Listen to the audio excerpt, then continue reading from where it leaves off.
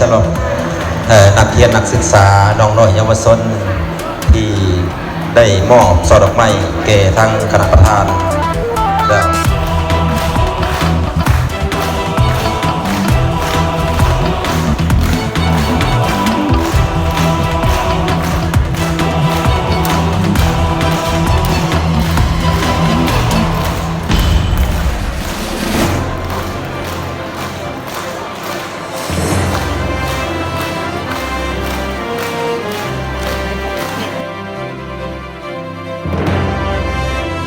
ดงหมากไผ่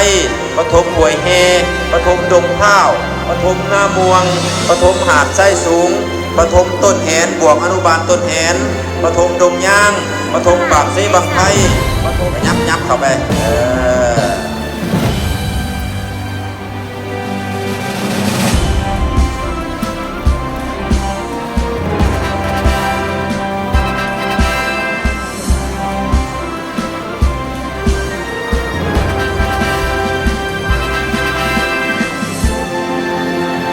ขอส่งเสริม